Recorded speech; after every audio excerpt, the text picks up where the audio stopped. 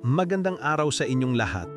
Makinig ng mabuti para malaman natin ang kwento ng isang tao na nagpakita ng tunay na kabutihan at pagmamalasakit sa kapwa, kahit sa gitna ng panganib at takot.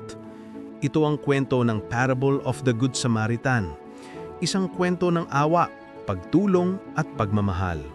Kung nagugustuhan ninyo ang ganitong mga kwento, please follow at huwag kalimutang mag-subscribe para sa mas marami pang inspiring stories.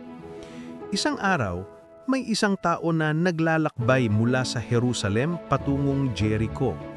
Ang daan ay mabato, matarik at puno ng panganib.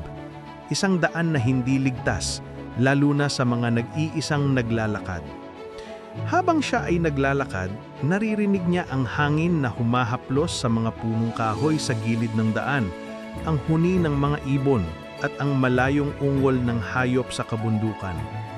Iniisip niya sa sarili, kailangan kong makarating sa Jericho bago lumubha ang gabi, saan ay maging maayos ang biyahe ko.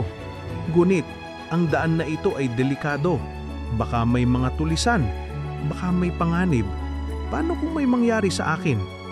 Ang kanyang puso ay kumakaba sa takot. Ngunit kailangan niyang magpatuloy dahil mahalaga sa kanya ang kanyang pupuntahan. Ngunit bigla sinalubong siya ng mga tulisan. Hindi sila nag-atubiling umatake.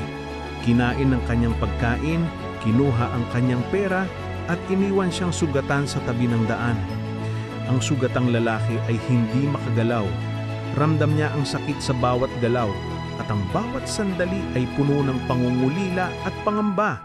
Sa kanyang puso, iniisip niya, wala na ba akong pag-asa? Wala bang makakatulong sa akin? Paano kung mamatay ako dito nag-iisa sa gitna ng daan?